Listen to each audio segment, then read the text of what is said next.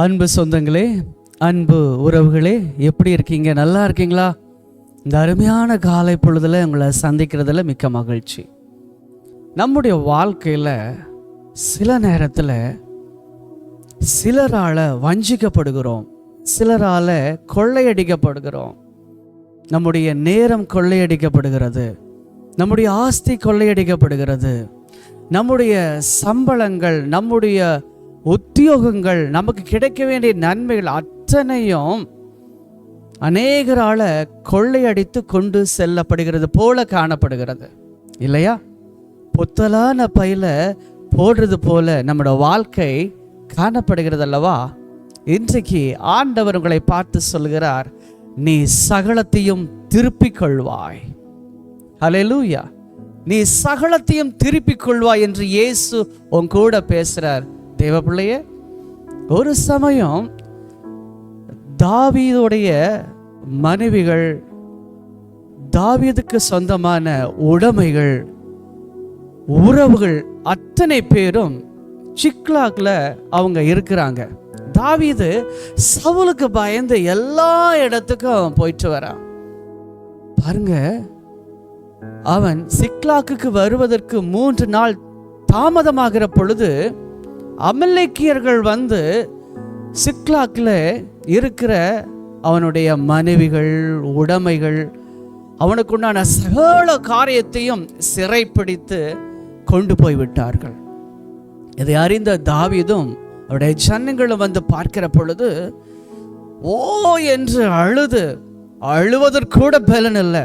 ஐயோ, இத்தனை காரியத்தை இழந்து விட்டோமே, சொத்துக்களை இழந்து விட்டோமே, சுகத்தை இழந்து விட்டோமே, குடும்பத்தை இழந்து விட்டோமே, நன்மைகளை இழந்து விட்டோமே, ஆரோக்கியத்தை இழந்து விட்டோமே, எதிர்காலத்தை இழந்து விட்டோமே என்று சொல்லி தன்னுடைய சரீரத்தில், தன்னுடைய ஆத்துமாவில் பலன் இருக்கிற வரைக்கும் அவங்க அழுது அவர்கள் சலித்து போனார்கள். தாவீதுடைய 2 மனைவிகளும் சிறைப்பிடித்து கொண்டு போகப்பட்டார்கள். ஆம் கர்த்தருடைய பிள்ளையே, வாழ்க்கையில எல்லாம் இழந்து போன ஒரு சூழ்நிலை காணப்படுகிறதா? இன்றைக்கு ஆண்டவர் உன்னை பார்க்கிறார், உன் நிலைமையை ஆண்டவர் பார்க்கிறார். தாவீது மிகவும் நெருக்கப்பட்டான். தன்னோடு இருந்த ஜனங்களை என்ன செய்யறாங்க அப்படின்னு சொல்லி கேட்டீங்கன்னா, உன்னால தானே, உன்னை நம்பிதானே நாங்க வந்தோம், இப்போ எங்களுடைய மனைவிகள், பிள்ளைகள், உடைமைகள் எல்லாம் போயிருச்சே. தாவீதை கல்லெறிய துணிந்தார்கள் கொலை செய்ய. தாவீது அபியத்தாரை தேடினார். அபியத்தார் என்றால் நிறைந்த பிதா என்று அர்த்தம்.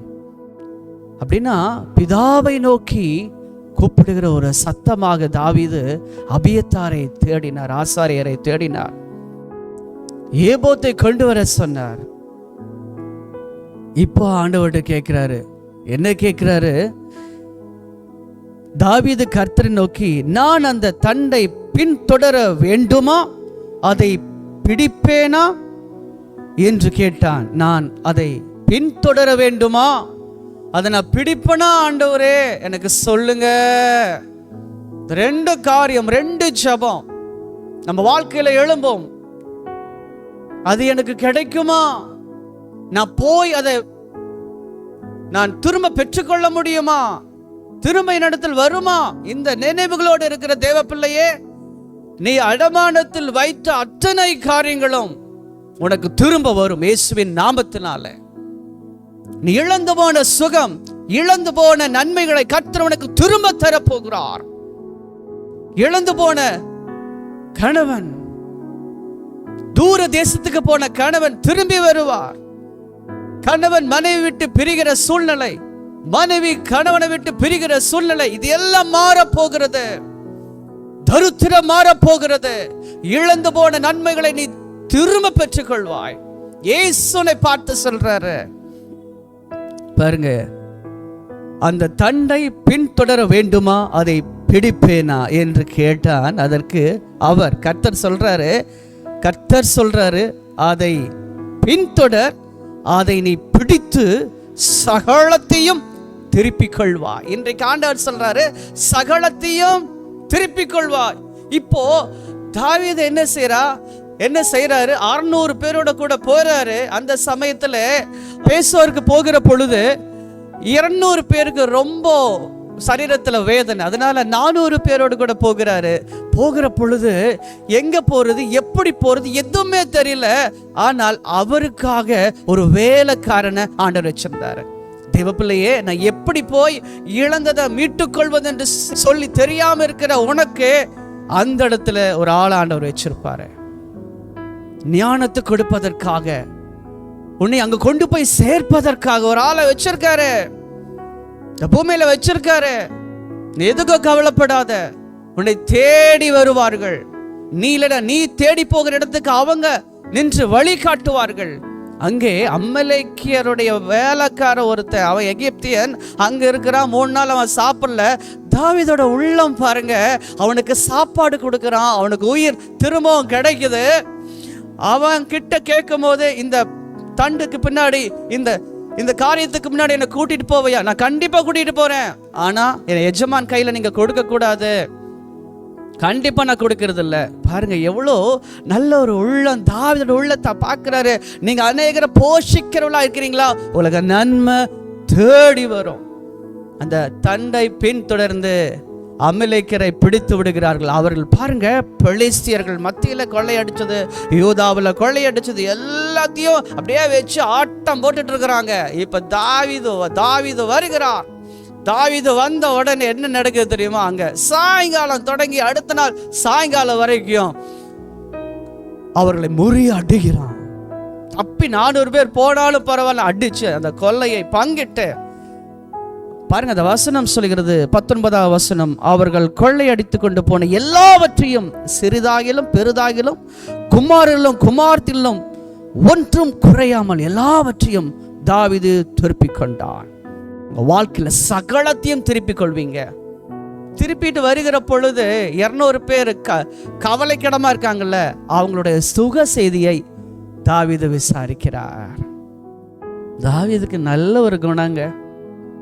முடியல ஒருத்தருக்கு, அவங்க வரல, ஆனா அந்த பங்கையும் கூட இருக்கிற கொள்ளையிட்டவங்க அவங்களுக்கு கொடுக்க கூடாது என்று சொல்கிறார்கள். ஆனால் தாவீது அவங்களுக்கு கொடுக்கணும், சிநேகிதர்களுக்கு கொடுக்கிறான். யூதாவில் இருக்கிற ஒவ்வொரு பிள்ளைகளுக்கும் கொடுக்கிறார். சிநேகிதர் ஒவ்வொருத்தருக்கும், கர்த்தருடைய ஜனங்கள் ஒவ்வொருத்தருக்கும் தான் கொள்ளை அடித்து வந்த அத்தனையும் பங்கிட்டு சுதந்திர விதமாய், ஆசீர்வாத பங்கு விதமாய் கொடுக்கிறார். அல்லேலூயா. கர்த்தருடைய தேவ ஜனமே, உன்னை பார்த்து ஆண்டவர் சொல்றாரு, தாவீதை போல உனக்கு குணங்கள் இருக்கிறதா? நீ சகலத்தையும் திருப்பிக் கொள்வாய் என்று ஆண்டவர் உன்னை பார்த்து சொல்லுகிறார். சொந்து போக வேண்டாம். இன்று காலையில ஆண்டவர் உங்களுக்கு ஒரு சுக செய்தியை சொல்லுகிறார். நீ சகலத்தையும் திருப்பிக் கொள்வாய், வாழ்க்கையில் இழந்த அத்தனை நன்மைகளையும் திருப்பிக் கொள்வாய் என்று கர்த்தருடைய வார்த்தை உன்னை நோக்கி வருகிறது. சொந்து போக வேண்டாம். கர்த்தருடைய சமூகம் உன்னை நடத்தும். God bless you. God be with you. இது உங்கள் நேசர் சந்திக்கும் நேரம். நாளை சந்திப்போம். ஆமென்.